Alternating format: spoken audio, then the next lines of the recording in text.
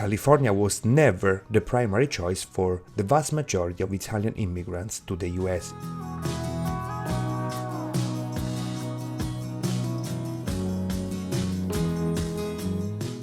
A very complicated, dangerous and expensive journey reserved only to the most adventurous.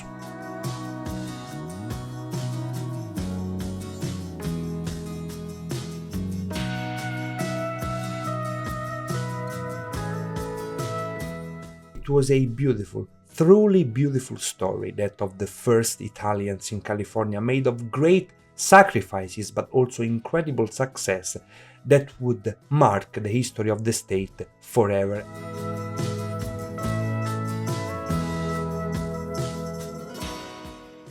When we think of Italian immigration to the US, the first places that come to mind are New York, New Jersey, Connecticut, the Atlantic coast in general. But what if I told you that, albeit in smaller numbers, many of my fellow countrymen went on the other side of North America, the Pacific coast, the Golden State, California? This is a huge topic, and today I want to tell you the beginning of this incredibly successful story. But before that, please, if you like my work, my research and my videos, subscribe to the channel and leave a like. It helps me tremendously. Thank you so much.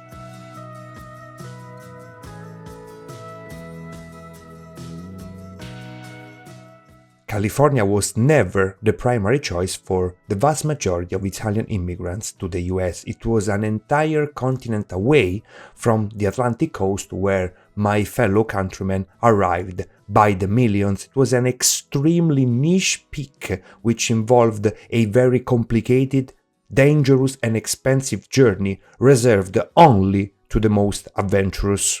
One could cross the entire North American continent, including the fearsome Rocky Mountains, by wagon or, from a certain point onwards, the railways. Another option was to take a steamboat from New York to Panama, walk across the future canal with, again, either a wagon or a train, and then take another steamboat to San Francisco. It could take weeks, but as the Corsican Tuscan exile in California, Leonetto Cipriani, described in his diary, potentially the reward was immense.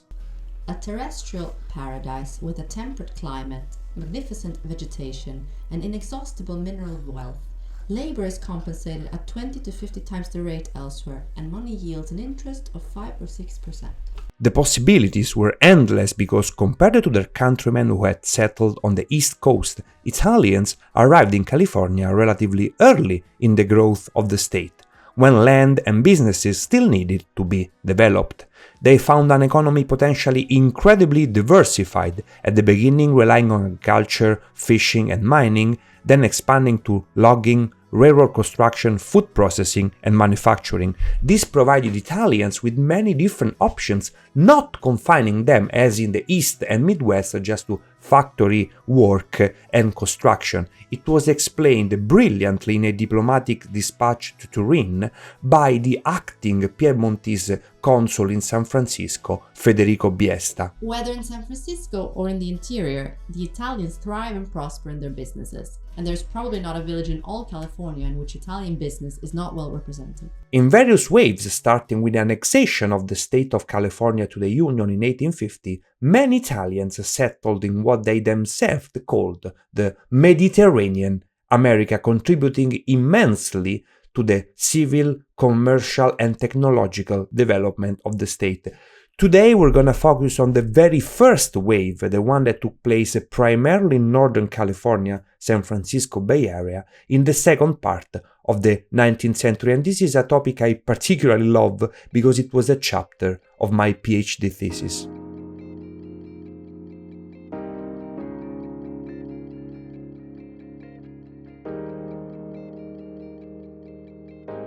The first Italians to settle in the US California were very, very different from the stereotype of the typical Southern Italian Americans in the US that is famous all across the world. I heard you was a man of business, which is why I agreed to meet with you. But I'd like to know who I'm getting into business with. Where you from? Hey, it's me. Tony Lasagna! Most of them were actually not from the south, but from the northwest of Italy. They were not, as the great majority of the people arriving to the Atlantic coast some decades later, former farmers in search of employment in the big cities of the northeast, but rather seamen, small businessmen, merchants, opera singers, patriots, people who in general were literate and had some kind of education, or at least were qualified workers specialized in a specific profession. And actually, these people were not even Italians in the literal sense. At the time, they were subject of the Kingdom of Sardinia, the Italian regional state that before the unification of my country in 1861 occupied the northwestern part of the Italian peninsula, Piedmont, Liguria, Sardinia. Italy was still in the making. Those were the years of the California gold rush, but most Italians did not dedicate themselves to digging for gold, but to a different kind of economic activities. Let me explain. A unique feature of Italian immigration to the Golden State is the many similarities between Italian and California geography, something that immigrants of the time were very, very well aware of. A Mediterranean climate with mild winters and non-stifling summers, a territory rich in fertile hills and waterways that flow down from the mountains, a true Mediterranean America perfect for establishing in California high-quality crops typical of the Italian peninsula, such as oil and wine, and this was explained in a fantastic way in Federico Biesta's report, a goldmine of information. No other land yields with less toil so many varied products and in such quantities. The climate is favorable to all types of cultivation, favoring with equal hospitality northern, temperate zone, and equatorial products. Cotton, flax, tobacco, wheat, rice, copper, sugar, barley, and oats grow and thrive side by side and are not at all surprised to be found together. All of these products bear fruit with equal abundance. The grapevine was tried and in 3 years grew fine and tall and lush. The cultivation of vegetables is expanding, and the vegetables planted multiply in their prodigious proportions. Fruit trees are weighed down by their superb fruit. And approximately 6,000 Italians living in Northern California in the mid-1800s did not miss the opportunities offered by these extraordinarily favorable natural conditions. Many founded successful businesses, especially in the agricultural sector: wine, spirits, chocolate, olive oil, but also hospitality, import-export, and banking. And speaking about banking, there was a guy from Genoa called Luigi Giannini who emigrated to San Jose in the 1850s. He purchased some acres of land to grow fruit and olive oil like his native region, Liguria. His son, Amedeo Pietro, was born in 1870 in San Jose, and he was the founder of one of the biggest banks in the world, Bank of America. But this is the story for another video. Please stay tuned.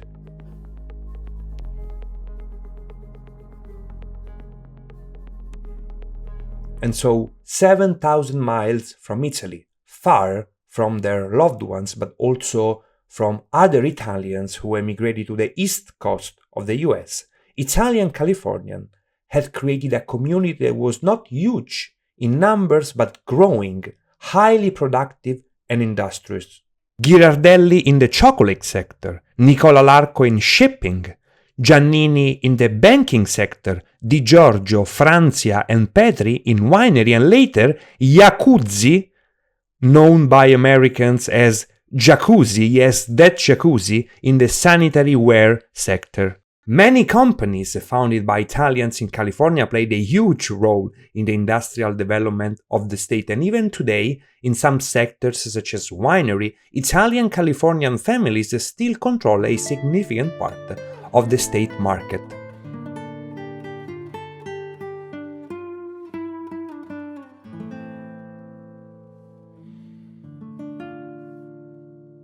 And precisely because they were far from everything and everyone, people helped each other a lot. There were many contacts and initiatives between Italians. During this early era after 1850, a number of Italian societies were being organized. Among these is the Società Italiana di Mutua Beneficenza, undoubtedly the oldest benefit society in California, having received its charter from the state in 1856. The organization of the Società Operaia was founded in 1884, the same year as the first national Italian Roman Catholic Church, St. Peter and Paul, was founded to serve the Italian community of San Francisco, and in 1885 the Italian-American Chamber of Commerce was established.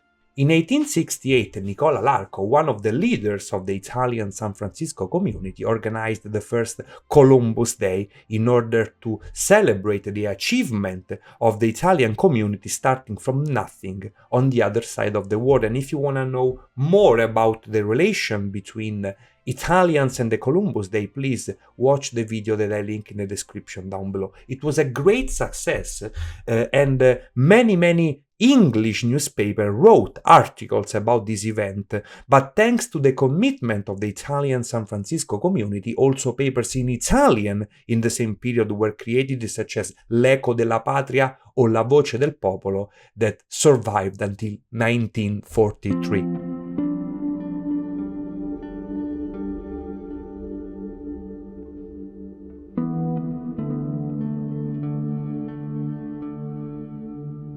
The Italian mark on educational institutions was also very important and still tangible today in 2025, thanks to the work of two Italian missionary Jesuits active in Northern California in 1850s, Michele Accolti and Giovanni Nobili.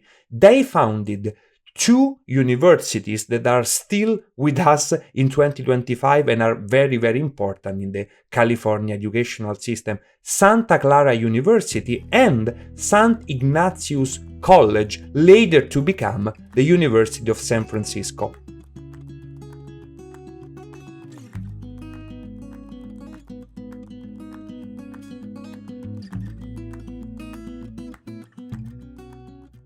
But be careful, because for many Italians in California in the mid-1800s, it was not exclusively about economic growth, entrepreneurial activity. There was something more.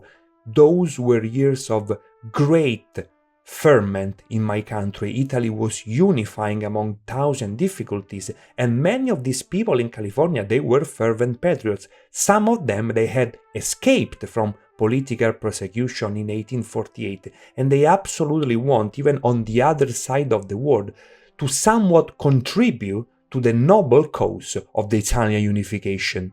A fundraiser over $1,000 in 1857, sponsored by the Italian businessman in San Francisco, Nicola Larco, which would have been entirely donated to the Kingdom of Sardinia for the purchase of cannons with which to defend the fortress of Alessandria in Piedmont during the Second Italian War of Independence, a fundamental step in the Italian Risorgimento. The title of the subscription, and I show you here the original check that I found during my archive research for the Ph.D., is very eloquent. 100 cannons for Italy by its Sons of California, 1857.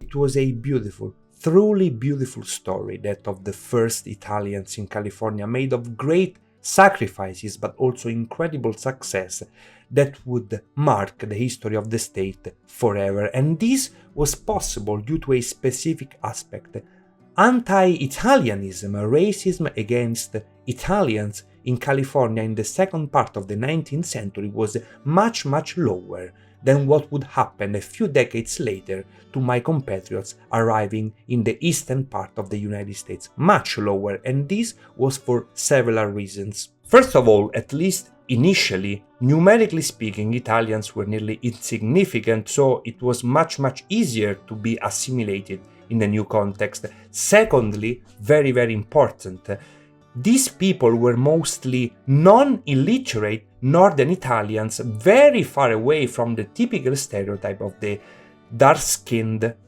cutthroat Southern Italian, which was so popular already at the time among the American public opinion. Third, also very relevant, at the time California was still a primarily not Anglo-Saxon state. There were many Latinos, it was still very multicultural, multi-ethnical, so for people like Italians, so non-Northern European white, it was much easier to blend and mix into the new society. All of this will change very soon, and we will tell the end of this incredible story in the next episode. In the meantime, please watch the other videos and subscribe to the channel. Thank you. Ciao ciao ragazzi.